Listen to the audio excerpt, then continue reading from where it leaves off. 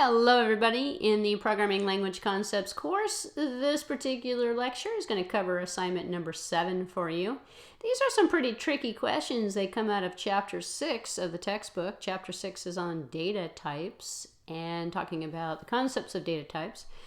I don't want to completely answer all of these questions for you, but I want to give you some hints about what the questions are getting at. And I'll have you write your own answers. There's some little tricks in here I will let you know about though.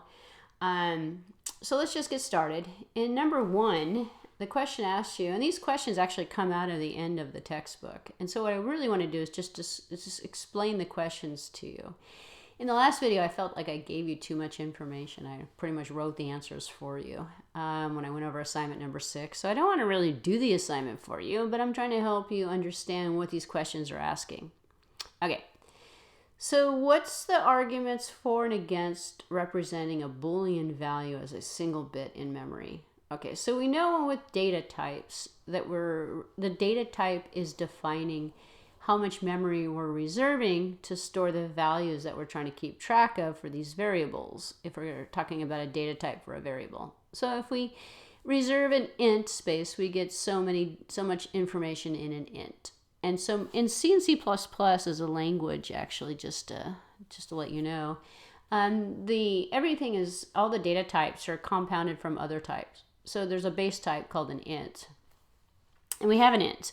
And then we have a double or a float. Well, the double is 4 ints and the float is 3 ints, let's just say hypothetically. And so if we just take these kind of like Legos and put them together, we make, and the int is the Lego. We compound, we put Legos together, and we make bigger objects out of them.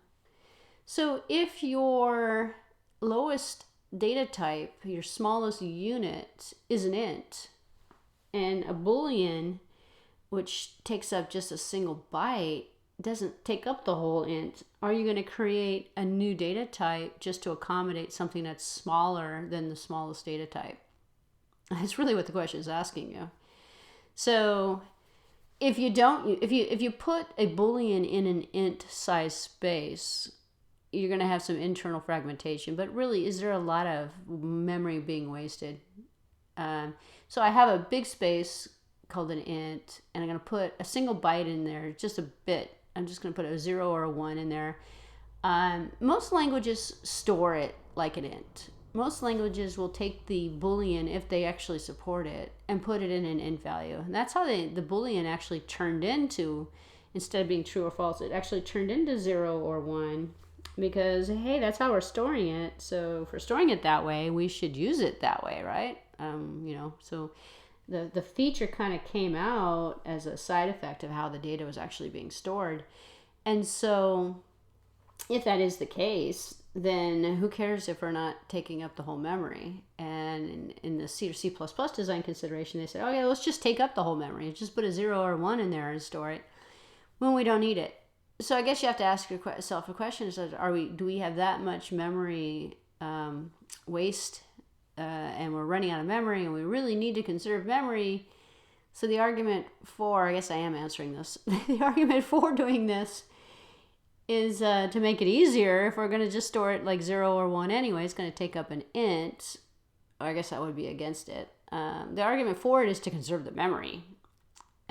If we really are representing a Boolean value as a single bit in memory, it's not taking up the full int, it saves memory. And against it would say, well, instead of just making up and using half of a space, let's just use the whole space. What are we going to do with the other half anyway? And is the memory that we're saving really that wasteful? I mean, are we really? It's kind of like driving 10 miles to save $1. You're probably going to spend more money in the gas to drive than it would be just to pay the extra buck and buy whatever it is that you're looking for at a store that's closer to you, because you're saving money in the long run, which is kind of like the logic here with number 1. Okay, so think about that when you're answering the question, but answer the question on your own. I don't want to give you the answers to these questions. That's not what the purpose of this is.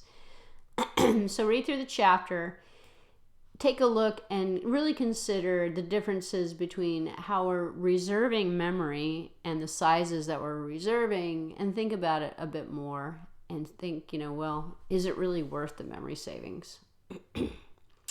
Okay, so comparing the tombstone and the lock and key method for avoiding dangling pointers from the point of view of safety and implementation cost. Okay, so a dangling pointer is a reference that's not pointing to something that's valid anymore, because we removed the memory that the pointer was actually pointing to. There's a couple of techniques that have been implemented in languages other than C or C++, because C and C++, first of all, allow you to create a dangling pointer. So if you are allowed, that means you don't have a mechanism built into the language to avoid the dangling pointers. Java doesn't use either one of these two, actually. And they have references, and they do reference checking, and there's a garbage collector built in. We remember garbage collecting.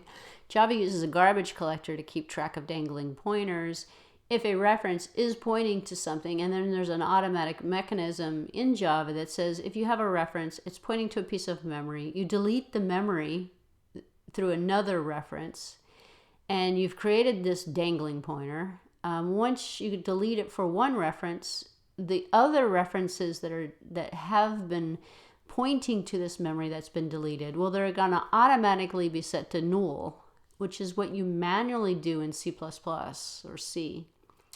So you manually do it in C or C++. In Java, it's done for you automatically. It's done for you automatically in Python and Objective-C and a bunch of other languages as well. That eliminates the dangling pointer. So there's other techniques that you can use to eliminate the dangling pointer.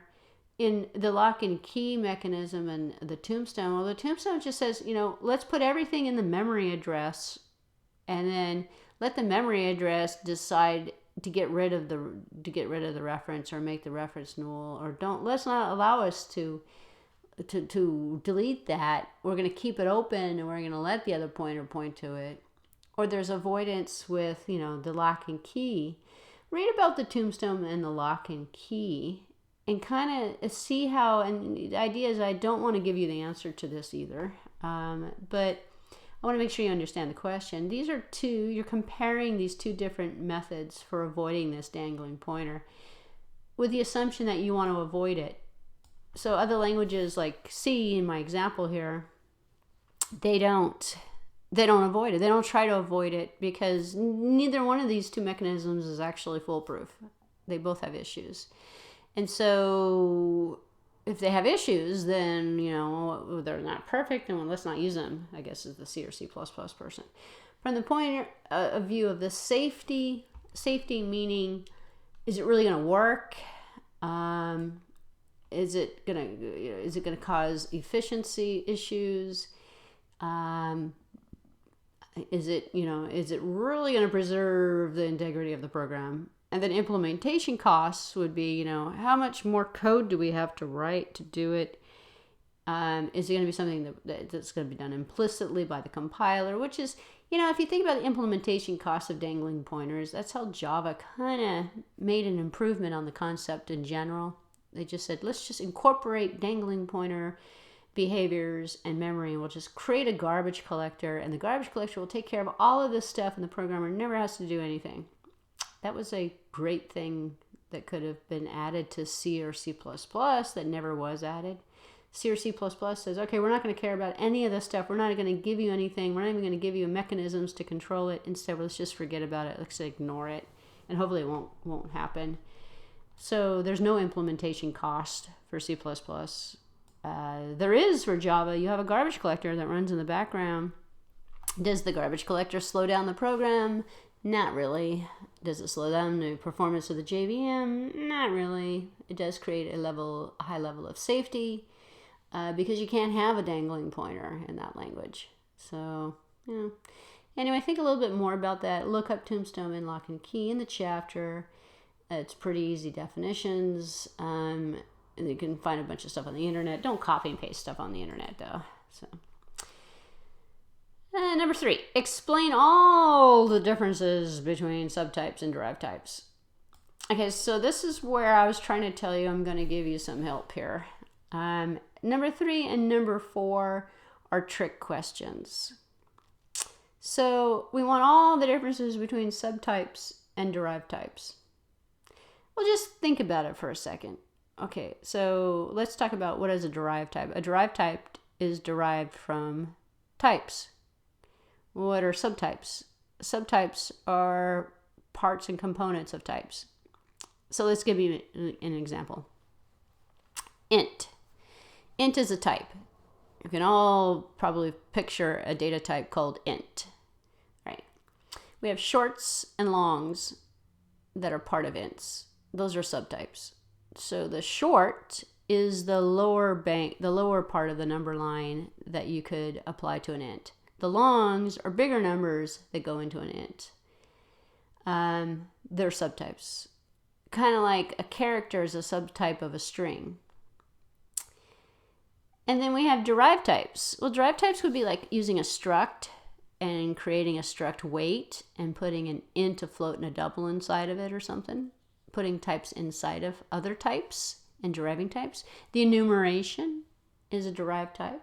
Derived type you might think of as being programmer-defined types. And we're going to derive a type from a type. It could be used with type define. It could be used with enumeration. It could be used with structs. You're creating a new data type that didn't exist before, and you're creating this new data type by deriving it from existing types. So if derived types are using existing built-in data types, primitives, and subtypes are using, or they're subcomponents of built-in primitives, what's the difference between the subtype and the derived types? There are no differences. So this is a trick question. Especially, when the question starts out here, all of the differences, there's none. A type is a type. An int is an int will always be an int. If I stick an int, if I just take half the int and call it a short, it's the same. If I take the int and I stick it inside of a struct, or I use it inside of an enumeration as a color 0, 1, 2, red, white, and blue, it's still an int. So there's no differences between subtypes and derived types. There's absolutely nothing. They're all the same.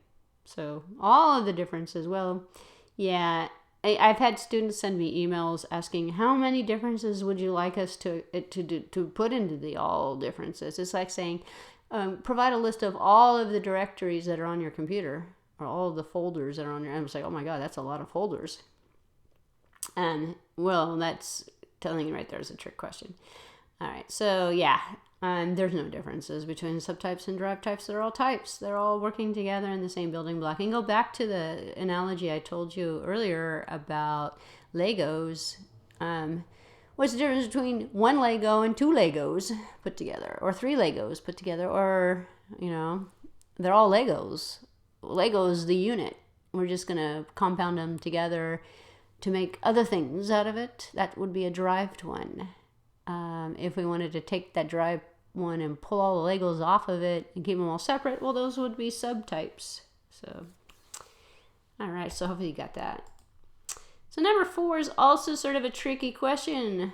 What significant justification is there for the arrow operator in C++? So if we talk about the struct, and we consider the struct and the dot resolution.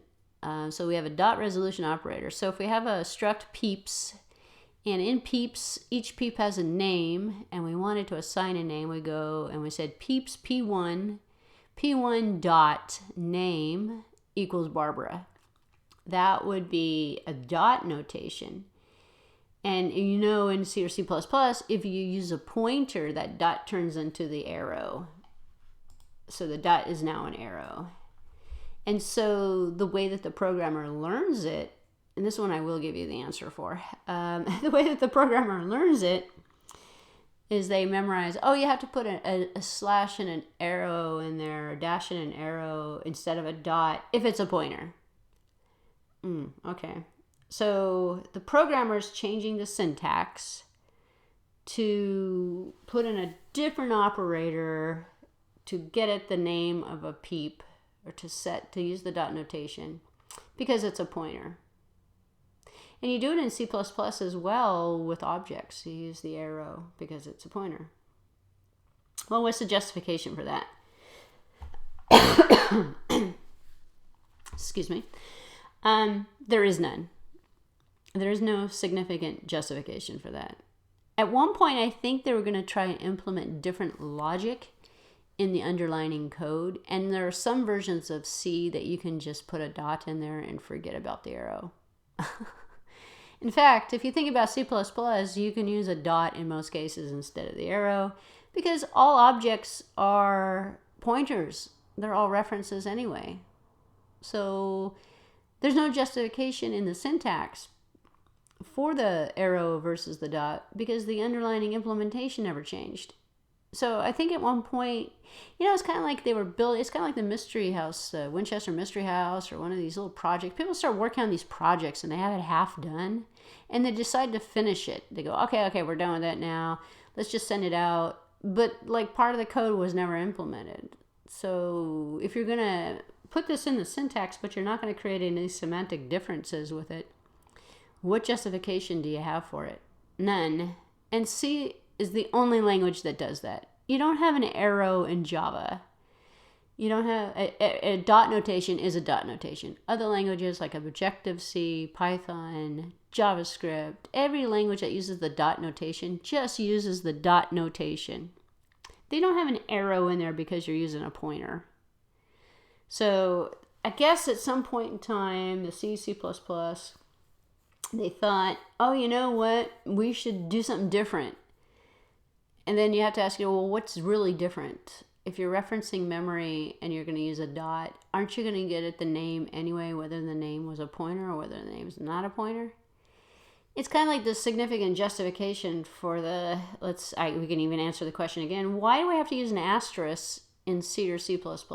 Actually, for objects, let's just compare objects. Let's compare C++ with Java. The syntax is identical. Peep, my peep, is equal to new peep.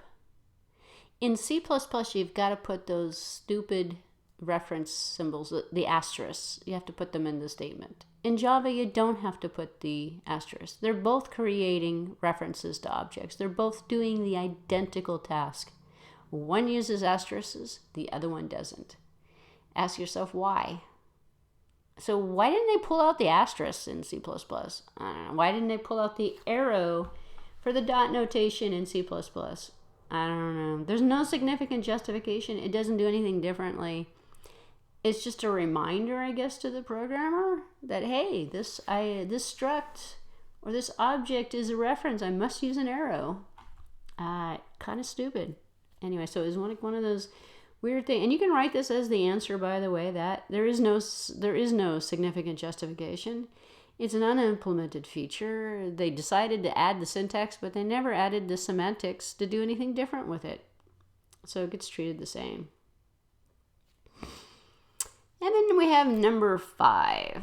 What are all the differences? So then that should just tell you right there. What are all the differences between the enumeration types of C++ and those of Java? Well, if you follow through the lecture, I think it was lecture 6 actually, that went through the enumeration type, it says Java doesn't even have one. Well, and which is true. It wasn't until Java version 5. So Java 5, which is about, at this point, probably about 10 years ago. The first part of Java didn't. None of the earlier versions before 5 had it. And programmers were complaining. They said, we're C++ programmers. We made the switch to Java. We're used to using enumerations. How come we don't have enumerations in here? And the Java people went, oh, enumerations? That's back in the dark ages. You don't need to do an enumeration anymore. That's an old feature of imperative style languages. It's not really object oriented. We're not going to put it in the language. And then there was enough complaints that at Java 5, they put it in the language. And you know what they did?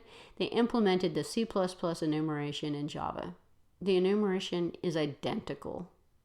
So these ones here that say all of the differences, well, that's the trick I'm trying to tell you in this video, is that there are no differences. So if it's all of them, how many do I have to put down? None, because there aren't any. The enumeration type in C++ is identical to the one that was implemented in Java because Java copied C++. If you want a really good language here, look at C#. C# is C++ and Java combined together. And you say, well, what's all the differences between C++ and C# and C++? There's no differences. C++, Java and C#, in terms of its implementation and its feature, really there's no differences. So if the language copies each other, and Microsoft has a tendency to do that with a lot of things, and it was really Java at this point copying from C++. And I'm saying it copied it from the Microsoft Visual C++. So Java copied it. The enumeration was a C++. Actually, it was something that existed in C that C++ took on.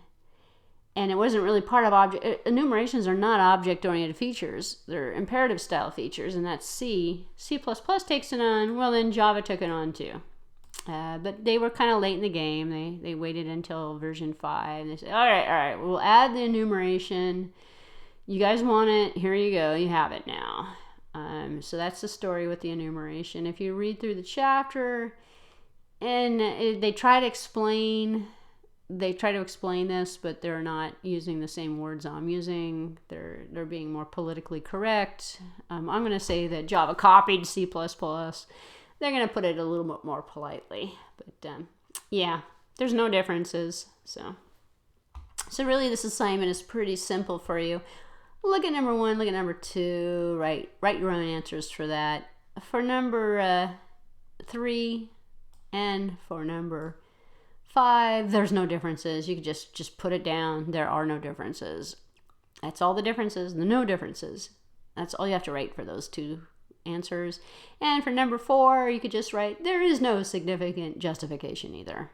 So 3, 4, and 5 are the secret twists, the trick questions. But really you want to think about why there are no differences. Why is there no significant justification? Well, it's because is the language still incomplete today? Yeah, really it is actually for number 4.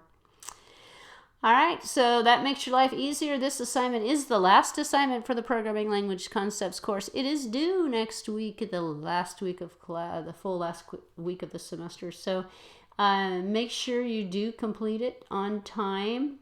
And it's a pretty no-brainer. You can actually just answer this one probably in the body of the email message when you send it to me. So that's how it works. And if you do have any questions, let me know. And I will see you shortly in another video. Thanks for watching.